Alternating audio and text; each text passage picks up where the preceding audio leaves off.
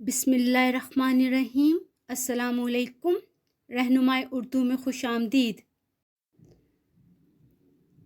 अज़ीज़ तुलबा, हमने जमात नहम का जो है सबक नंबर 9 इम्तहान शुरू किया हुआ है। पिछली वीडियो में हम लोग जो हैं मुसन्निफ़ मिर्ज़ा फ़रतुल्लाह बेग का तारुफ़ और उनके इम्पॉर्टेंट MCQs जो हैं उस तारुफ़ के तैयार कर चुके हैं। उस वीडियो का लिंक डिस्क्रिप्शन में मौजूद है। जिसने वो वीडियो नहीं देखी लिंक में जाकर देख सकता है। ठीक है, आ जाते हैं हम सबक की तरफ। इम्तहान जो है एक मज़ाहिया मज़मून है। इस सबक के ज़रिए जो है मिर्ज़ा फ़रतुल्लाह बेग ने जो है तंज़ो मज़ाक के ज़रिए इम्तहान की अहमियत के बारे में बताया है और इस बात से रोशनास कराया है कि नाजायज़ ज़राए से इम्तहान में कामयाबी के हसूल के ख्वाहिशमंद तलबा को सिवाय शर्मिंदगी के और कुछ हासिल नहीं होता। सबक की पढ़ाई शुरू करते हैं। इम्पॉर्टेंट पैराग्राफ में आपको साथ साथ मार्क कराती चली जाऊंगी। ठीक है। ना हुई गर मेरे पर्चों से तसल्ली, ना सही इम्तहान और भी बाकी है तो ये भी ना सही। ठीक है। लोग इम्तहान के नाम से घबराते हैं, डरते हैं, लेकिन मुझे उनके घबराने पर हंसी आती है। आखिर इम्तहान ऐसा क्या होता है? दो ही सूरतें, फेल या पास। सूरतें नतीजा। इस साल कामयाब ना हुए, आइंदा साल सही, आइंदा आने वाले। मैं अपने दोस्तों और हम जमायतों एक ही जमात में साथ पढ़ने वाले को देखता था कि जूं जैसे जैसे इम्तहान के दिन करीब आते जाते, करीब नज़दीक, इनका दिमाग मुख्तल बेतरतीब और इनकी सूरत इतनी सी निकल आती। बंदे पर इम्तहान का ना रत्ती बराबर ज़रा बराबर थोड़ा सा भी असर पहले था, ना ही अब इसके ख़त्म हो जाने का अफसोस है। अफसोस, दुख। उम्मीदवारों का मजमा, नई सूरतें शक्लें, अजीब ख़यालात, अजीब अनोखे। ख़याल की जमा ख़यालात। ये ऐसी चीज़ें हैं जिनसे कभी दिल सैर नहीं हो सकता। दिल सैर ना होना, जी ना भरना। जी चाहता है, दिल चाहता है तमाम उम्र इम्तहान हुए जाए, लेकिन पढ़ने और याद करने की शर्त उठा दी जाए। ठीक है, ये यहाँ तक हमारा एक पैराग्राफ हो जाएगा। सबसे पहले तशरीह करने का तरीक़ाकार क्या है कि हम जो है वो मतन का हवाला देते हैं कि इक़्तिबास कहाँ से आया है। तो हेडिंग देंगे प्रोमिनेंट करके, हवालाए मतन। सबक का उन्वान इम्तहान, मुसन्निफ़ का नाम मिर्ज़ा फ़रतुल्लाह बेग। उसके बाद नेक्स्ट हेडिंग हमारी आ जाती है ख़त कशीदा अल्फाज के मानी। उसमें हम लोग जो हैं वो कॉलम बना के अल्फाज मानी पर हेडिंग देते हैं और जो हमें पैराग्राफ में उन्होंने अल्फाज ख़त कशीदा करके दिए होंगे हम उनके मानी तहरीर करेंगे। ये हमारे 2 नंबर के 4 अल्फाज जो हैं वो आते हैं जिनके मानी हमने तहरीर करने होते हैं। अब आ जाते हैं नेक्स्ट हेडिंग क्या हो जाएगी, सियाको सबाक। अब इसका भी जो है वो हम एक मिसाली जो है वो सियाको सबाक तैयार कर लेंगे, ताकि क्योंकि एक ही बात हो रही है इम्तहान के मुतल्लिक, तो हम जो है उसका एक ही यहाँ पर मिसाली जो है वो सियाको सबाक तैयार कर लेंगे और वही इस सबक में जितने पैराग्राफ्स आएंगे हम उसमें जो है ये मिसाली सियाको सबाक तहरीर कर देंगे। सिर्फ मेंशन ये करेंगे कि तशरीह तलब इक़्तिबास फाजिल मुसन्निफ़ मिर्ज़ा फ़रतुल्लाह बेग के एक मज़ाहिया मज़मून इम्तहान के आगाज़ में से लिया गया है। मुसन्निफ़ कहते हैं कि हमने ला क्लास का कोर्स 2 साल में मुकम्मल कर लिया। इम्तिहान की तैयारी के दिन करीब आए तो वालिदैन से मुतालबा किया कि अलग कमरा दिया जाए ताकि तैयारी कर सकूं। माँ जी ने कमरा खाली कर दिया तो मैंने शीशों पर कागज़ चिपका दिए ताकि अंदर का मंजर बाहर दिखाई ना दे, लेकिन मैं ख़ुद जो है लैंप रोशन करके सो जाता था। इम्तहान के दिन करीब आ गए। एक दिन जो है इम्तहानी मरकज़ चला गया। 2 वजह से कामयाबी की उम्मीद थी, इमदाद गैबी और पर्चों की उलट फेर। कमरा इम्तहान में नकल की बहुत कोशिश की मगर कामयाब ना हुआ والد صاحب ایک سفارشی رکا لے کر ایک صاحب کے پاس گئے، انہوں نے سخت شرمندہ کر دیا۔ آخر میں جب نتیجہ آیا تو میں تمام مضامین میں بری طرح فیل تھا۔ والد صاحب نے تسلی دی، گھبرانے کی کوئی بات نہیں، اس سال نہ صحیح آئندہ سال صحیح۔ یہ سبق کا جو ہے ایک مثالی سیاق و سباق میں نے بتا دیا ہے۔ اس سبق میں یہ آپ تیار کر لیجئے گا۔ اس سبق میں سے جتنے بھی پیراگرافس آئیں گے اس کے شروع میں یہ سیاق و سباق آپ تحریر کر دیجئے گا۔ اب آ جاتے ہیں اس اقتباس کی تشریح کی طرف۔ زیر تشریح عبارت میں مصنف مرزا ادیب طنز و مزاح کے انداز میں کہتے ہیں کہ میں نے دیکھا ہے کہ اکثر لوگ امتحان کا نام سن کر بہت زیادہ ڈر جاتے ہیں، پریشان ہو جاتے ہیں۔ چونکہ یہ لوگ امتحان کو ایک بوجھ سمجھتے ہیں، اس لیے امتحان سے پریشان ہوتے ہیں، گھبراتے ہیں، جبکہ میرا معاملہ ان سے بہت مختلف ہے، بلکہ برعکس ہے۔ مجھے تو ان کے گھبرانے پر بہت ہنسی آتی ہے اور میں یہ حیران ہو جاتا ہوں کہ آخر امتحان میں ایسی کون سی بات ہے جس کی وجہ سے یہ ڈرتے ہیں، گھبراتے ہیں۔ میرا تجربہ کا نچوڑ یہ ہے کہ امتحان میں پاس ہو جانا یا فیل ہو جانا یہ کوئی بہت بڑی بات نہیں ہے۔ اگر خدا نہ خواستہ ایک سال فیل ہو جائیں تو کیا ہو جائے گا، دوسرے سال دوبارہ امتحان دے دیا جائے۔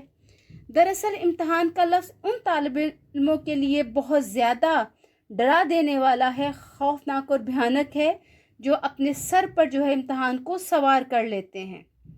میں نے اپنے دوستوں کو زمانہ طالب علمی میں دیکھا ہے کہ جیسے ہی امتحان قریب آتے تھے وہ تو سخت پریشان ہو جایا کرتے تھے، ان کے ہوش و حواس اڑ جاتے اور وہ اتنی فکر کرتے تھے امتحان کی کہ اس کی فکر کر کر کے کمزور ہو جاتے تھے۔ لیکن کیا مجال کہ مجھ پر کبھی جو ہے امتحان نے کوئی بھی جو اثر ڈالا ہوا ہو۔ میں تو کبھی بھی ذرا برابر بھی امتحان سے خوف زدہ نہ ہوا تھا اور نہ ہی اب امتحان سے مجھے کوئی ڈر لگتا ہے، بلکہ مجھے تو امتحان کے ختم ہونے کا بے حد افسوس ہے، کیونکہ میں تو امتحان کے دنوں سے بہت زیادہ لطف اندوز ہوتا تھا۔ میرے لیے وہ وقت بہت ہی مزے کا ہوتا تھا۔ وہ یہ خوبصورت اور پرمسرت دن ہوتے تھے کہ میں امتحان دینے والے امیدواروں کو دیکھتا تھا، وہ طالب علم ان کے چہروں پر جو ڈر اور خوف ہوتا تھا اس کو دیکھ کر جو ہے مجھے بہت مزہ آتا تھا، ان سے نئے نئے خیالات کے تبادلے کا موقع ملتا تھا۔ یہ وہ چیزیں ہیں جو امتحان کے دنوں میں ہی ملتی تھی۔ میرا کبھی بھی ان سے دل جو ہے نہیں بھرا۔ میرا تو ہمیشہ سے یہی دل چاہا ہے کہ ساری زندگی امتحان ہی ہوتا رہے، پڑھنا صرف اس کے لیے شرط یہ ہے کہ نہ تو پڑھنا پڑے اور نہ ہی کچھ یاد کرنا پڑے۔ یہ تھی ہماری اس پیراگراف کی تشریح۔ اب جو ہے اسے آگے پڑھ لیتے ہیں۔ میری سنیے کہ 2 سال میں لا کلاس کا کورس پورا کیا، مگر کس طرح کیسے؟ شام کو یاروں کے ساتھ ٹہلنے نکلتا، یاروں یار کی جمع یاروں دوستوں، ٹہلنا چہل قدمی کرنا۔ واپسی کے وقت لا کلاس میں بھی جھانک آنا، سرسری نظر ڈال لینا۔ منشی صاحب دوست تھے اور لیکچرار صاحب پڑھانے میں مستغرق غرق ہو جانا، بے حد مصروف ہونا۔ حاضری کی تکمیل مکمل میں کچھ دشواری نہ تھی، دشواری مشکل۔ اب آپ ہی بتائیے کہ لا کلاس میں شریک ہونے سے میرے کس مشغلے میں فرق آ سکتا تھا؟ فرق تبدیلی، مشغلہ، فارغ وقت میں کیا جانے والا کام یا سرگرمی۔ والد صاحب قبلہ خوش تھے، قبلہ محترم، کہ بیٹے کو قانون کا شوق ہو چلا ہے، کسی زمانے میں بڑے بڑے وکیلوں کے کان کترے گا، شکست دے گا، مات دے گا یا سبقت لے جائے گا۔ ہم بھی بے فکر تھے، چلو 2 برس سال تک تو کوئی محنت کے لیے کہہ ہی نہیں سکتا، بعد میں دیکھیے کون جیتا ہے اور کون مرتا۔ جینا اور مرنا الفاظ متضاد ہو گئے۔ جینا کا متضاد کیا ہے؟ مرنا۔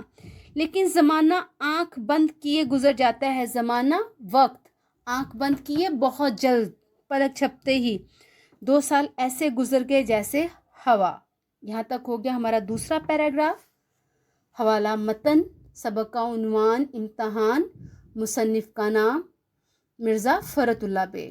اس کے بعد نیکسٹ ہماری ہیڈنگ ہو جائے گی کٹ مارکر کا یوز کرتے ہوئے ہم جو ہے پرچے پر ہیڈنگ دیں گے، خط کشیدہ الفاظ کے معنی، نیچے کالم بنائیں گے، الفاظ معنی اور مشکل الفاظ کے معنی تحریر کریں گے۔ اس کے بعد آ جائے گا سیاق و سباق ہیڈنگ۔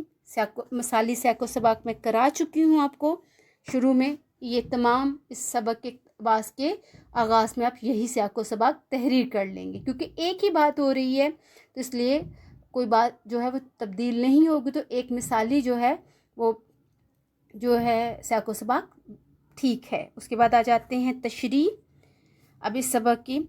اس سبق کے ذریعے مصنف نے امتحان کی اہمیت کے بارے میں بتایا ہے اور اس بات سے روشناس کرایا ہے کہ جو طالب علم ناجائز ذرائع سے کامیابی کی امید رکھتے ہیں انہیں سوائے ذلت اور رسوائی کے اور کچھ حاصل نہیں ہوتا۔ مذکورہ عبارت میں مصنف بتاتے ہیں کہ میرے والد صاحب کی خواہش تھی کہ میں قانون کی تعلیم حاصل کروں، چنانچہ میں نے اپنے والد صاحب کی خواہش کا احترام کرتے ہوئے قانون کی کلاس میں داخلہ لے لیا۔ قانون کا جو کورس تھا وہ 2 سال کا تھا اور یہ عرصہ میں نے بہت ہی مزے سے گزارا۔